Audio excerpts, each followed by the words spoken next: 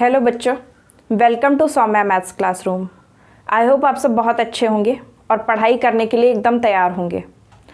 चलिए, अगर अभी तक आपने चैनल को सब्सक्राइब नहीं किया है तो जल्दी से सब्सक्राइब कर लीजिए सौम्या मैथ्स क्लासरूम को, और उसके साथ में वीडियोस को ज़्यादा से ज़्यादा शेयर करते रहिए। तो जैसा कि आप सब जानते हैं, क्लास 10th की साइंस चल रही थी जिसमें हमने लाइट चैप्टर को स्टार्ट कर दिया था। कुछ वीडियोज़ आपको मिले थे जिसमें आपने जो हमारे समतल दर्पण होते हैं उनके बारे में पढ़ा था। आपने पढ़ा था कि समतल दर्पण में एक घटना होती है जिसे हम कहते हैं प्रकाश का परावर्तन। तो परावर्तन को हम समझ चुके थे कि परावर्तन क्या होता है, साथ में उससे जुड़े हमने नियम भी देख लिए थे। तो मुझे नहीं लगता कि ऑनलाइन क्लासेस में बहुत ज़्यादा रिवीजन की ज़रूरत होती है, क्योंकि अगर आपको रिवीजन करना है तो तुरंत जाकर के पीछे वाली क्लासेस आप देख सकते हैं। तो चलिए आज स्टार्ट करते हैं, स्फेरिकल मिरर्स के बारे में समझते हैं, गोलीय दर्पण, और फिर इसके बाद में ये दर्पण किस तरह की घटनाओं को प्रदर्शित करते हैं, इनसे परावर्तन कैसे होता है, ये सब हम आगे की क्लासेस में समझेंगे। तो सबसे पहले हम स्टार्ट करते हैं, आज के अपने टॉपिक पे जाते हैं, स्फेरिकल मिरर्स। स्फेरिकल मतलब होता है गोलीय और मिरर मतलब दर्पण, यानी हमारा ऐसा दर्पण जो थोड़ा सा गोल होता है या कर्व्ड होता है उसे हम गोलीय दर्पण कहते हैं या फिर स्फेरिकल मिरर कहते हैं। तो कैसे बनते हैं स्फेरिकल मिरर, सबसे पहले ये समझते हैं। मान लीजिए कांच का एक खोखला गोला आपके पास है, ठीक है। अब खोखला गोला का मतलब क्या हुआ, जैसे कि आप देखते होंगे फिश पॉट जो होता है वो हमारा एक खोखला गोला ही होता है और कांच का होता है। यानी आपके पास क्या हो, कांच का एक ट्रांसपेरेंट गोला हो जो कि अंदर जिसके कांच ना हो, केवल एक पतली लेयर कांच से वो बना हो, ठीक है। तो आई होप आपको ये नहीं दिख रहा होगा, तो इसलिए मैंने इसे डार्क कर लिया है। अब इस खोखले गोले के कुछ हिस्से को हम क्या करें, काट दें, और काट करके इसे अलग कर दें, ठीक है। इसे मैंने इरेज कर दिया, समझ लीजिए कि इतना हिस्सा काट के अलग कर दिया गया। तो अब ये हिस्सा जो है, देखने में तो ये आपको ऐसा लग रहा है क्योंकि मैंने लाइन बना दी है, पर ये लाइन मैंने बनाई थी यहाँ से डिवाइड करने यानी काटने के लिए। अब ये क्या बचा, अब ये खोखले गोले का एक हिस्सा एक दर्पण की तरह व्यवहार करेगा, लेकिन अभी ये दर्पण बना नहीं है, अभी क्या है, ये एक लेंस बना है, ठीक है। यानी कांच का एक पूरा गोला हो जो कि खोखला हो, उस खोखले गोले से हम कुछ हिस्सा काटकर अगर अलग कर ले तो एक लेंस बन जाता है। इसी लेंस में हम किसी भी तरफ एक तरफ पेंट कर सकते हैं। अब हमारे पास दो साइड हैं, ये एक साइड क्या है, अंदर की तरफ, ये अंदर वाली साइड है, और ये वाली साइड क्या है, बाहर वाली साइड है। उम्मीद है आपको दिख रहा होगा, मैं अभी बोर्ड के बाहर नहीं गई होंगी। हाँ, तो या तो अंदर साइड में या फिर बाहर साइड में किसी एक तरफ हम क्या कर सकते हैं, इसमें पेंट लगा सकते हैं। तो पेंट लगाने के बाद में ये एक दर्पण बन जाएगा, क्योंकि एक साइड में जब पॉलिश हो जाएगी तो उसके बाद में ये रिफ्लेक्शन स्टार्ट कर देगा, यानी कि परावर्तन स्टार्ट कर देगा, और जब कांच परावर्तन स्टार्ट कर देती है तभी हम उसको दर्पण कहते हैं, ठीक है। तो इस तरह से ये बन जाएगा हमारा दर्पण। अब हम मान लीजिए यही हमारा खोखला गोला है, इसमें हमने बाहर की साइड पेंट कर दिया, एक स्थिति ये हो गई, और दूसरा इसी खोखले गोले को हमने अंदर की तरफ पेंट कर दिया। तो अब इससे दो स्थितियां बनकर आती हैं, ठीक है।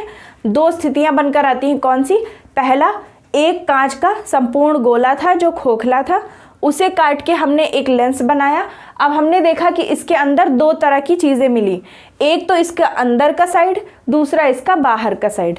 तो हमने क्या किया, एक स्थिति में इसे बाहर की तरफ से पेंट कर लिया, दूसरी स्थिति में इसे अंदर की तरफ से पेंट कर लिया या पॉलिश कर लिया। अब इस तरह से हमें दो अलग अलग तरह के दर्पण प्राप्त हो गए। अब इन दर्पणों को उत्तल दर्पण और अवतल दर्पण यानी कॉन्वेक्स और कनकेव मिरर कहा जाता है।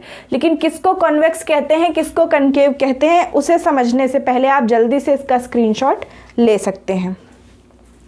उसके बाद में हम समझना स्टार्ट करते हैं कि किसे हम अवतल दर्पण कहते हैं और किसे उत्तल दर्पण कहते हैं। देखिए, मैं याद करने का आपको अच्छा तरीका बताती हूँ। जब आपने एक साइड में इसके पेंट लगा दिया तो अब ये क्या करेगा, इस साइड से इसमें कोई भी परावर्तन नहीं होगा। यानी कि जो हमारा पहला लेंस है इसका हमने नाम दे दिया ए, ठीक है, पहला मिरर जो है दर्पण, उसका नाम हमने दे दिया ए और दूसरे को नाम दे दिया बी। अब इसमें जो हमारा पहला दर्पण है, क्योंकि इसमें बाहर की साइड से पॉलिश की जा चुकी है, तो अब ये बाहर की साइड से कोई भी रिफ्लेक्शन नहीं कर सकता है, तो इसलिए इसमें रिफ्लेक्शन किधर होगा, अंदर की साइड से। और वो दर्पण जो अंदर की तरफ से रिफ्लेक्शन करता है उसे हम क्या कहते हैं, उसे हम कहते हैं अवतल दर्पण। ठीक है, जिसमें अंदर की साइड से रिफ्लेक्शन होती है उसे हम क्या कहते हैं, अवतल दर्पण कहते हैं। इसके बाद में दूसरे टाइप के दर्पण की तरफ बढ़ते हैं। दूसरा दर्पण आपका कौन सा है, जिसमें अंदर की तरफ हमने पॉलिश कर दी है और उभरे वाले तल से प्रकाश का परावर्तन होता है। तो जब उभरे तल से प्रकाश का परावर्तन होता है तो हम उसे क्या कहते हैं, उत्तल दर्पण। आप कैसे याद रखेंगे, अंदर की साइड से होगा तो अवतल, उभरी साइड से होगा तो उत्तल, या आप कह सकते हैं अंदर से ऊपर से, अंदर में आता है अवतल और उभरी तरफ से आता है उत्तल। ठीक है, याद करने का अच्छा तरीका है, आ से आ और ऊ से ऊ आप मिला सकते हैं कि अंदर का मतलब अवतल होता है और उभरे का मतलब उत्तल होता है। तो इस तरह से हमारे पास दो दर्पण हो जाते हैं। तो आप जल्दी से इनका स्क्रीनशॉट ले लीजिए और उसके बाद में हम अवतल और उत्तल दोनों की परिभाषा जानते हैं। आई होप आपने स्क्रीनशॉट ले लिया होगा। तो आप जानते हैं कि ये कौन सा हो गया, जिसमें उभरे तल पर पॉलिश है और अंदर वाले तल से प्रकाश का परावर्तन हो रहा है, इसे हम कहते हैं अवतल, अवतल दर्पण। और जिसमें अंदर के हिस्से की तरफ पॉलिश की गई है और उभरे वाले तल से प्रकाश का परावर्तन हो रहा है, इसे हम कहते हैं उत्तल दर्पण। अब इंग्लिश में किसे क्या कहते हैं ये समझ लेते हैं। अवतल दर्पण को कहते हैं कनकेव मिरर और उत्तल दर्पण को कहते हैं कॉन्वेक्स मिरर। ठीक है, इसे हम कहते हैं कॉन्केव मिरर।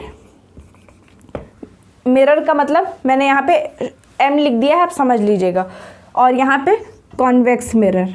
ठीक है, कॉन्वेक्स मिरर और कनकेव मिरर क्या होते हैं ये आपने समझ लिया। अब हमने दैनिक जीवन में भी इन मिरर्स का बहुत सारा उपयोग किया है। मैं आपको आगे बताऊंगी कि किस में कौन सी चीज़ यूज़ होती है। 1 नंबर वाले क्वेश्चंस में ये सब पूछा जा सकता है, जैसे कि जो दाढ़ी बनाने वाला शीशा होता है, या गाड़ियों में लगे हुए शीशे होते हैं, या जो लैंप होती हैं उनमें लगे हुए शीशे होते हैं, तो मैं आपको ये बता दूंगी। तो आप इतना समझ लीजिए और इसे नोट कर लीजिए।